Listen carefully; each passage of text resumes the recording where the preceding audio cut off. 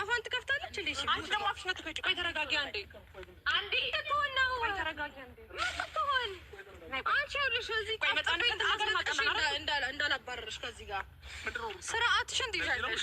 ጠፍጥፍ ይኸውልሽ እያስለቀስኩ ነው ከዚህ ጋር ማባረርሽ። እሺ እንደ ልጆች ተፈለሰፈች ጭቃሽን ጠፍጥፍ ያማታል ጠፈጥፍሽ። ሰላም ሰላም ሰላም። ምንድን ነው የተከበራችሁ ቤተሰቦቻችን እንደምን አላችሁ?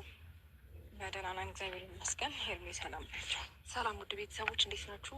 አለን እግዚአብሔር ይመስገን ደህና ነን። ዛሬ እንግዲህ እኔና ሄርሜ በድጋሚ መተናል። የመጣንበትም ጉዳይ ምንድን ነው?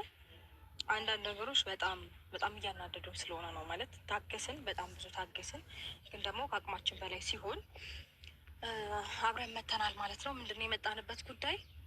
ፍቅር የኛን ስም በጣም እያነሳች ነው። እኛ ስሟን አላነሳንም፣ ምንም አላልናትም። ከባለፈው ወዲህ አግኝተናትም አናውቅም። አብርሃም ካገናኘን ወዲህ አግኝተናትም አናውቅም፣ ልናገኛትም አንፈልግም ነበረ። ነገር ግን እሷ ስማችንን በየቦታው እየሄደች እያጠፋች ነው። ከኔም እንደሚፈልጉ አላውቅም ምናምን እያለች የኛን ስም እያጠፋች ነው። ሲቀጥል ደግሞ አብርሃምን እንደዚህ ይፈልጉታል አይፈልጉትም፣ ይሄ እኛ ጉዳይ ነው፣ እሷን የሚመለከት ነገር አይደለም። ከኛ ህይወት ሊወጡ አልቻሉም ብላ በጣም ብዙ ነገር እያወራችና ስማችንን እያጠፋች ስለሆነ ዛሬ ቀጥረናታል። ሁሉንም ነገር እንነግራታለን፣ እናስጠነቅቃታለን። ከዚህ በኋላ ስማችንን እንድታነሳ አንፈልግም፣ አልደረስንባትም እና ይህንን ልንነግራት ነው የጠራናት ማለት ነው።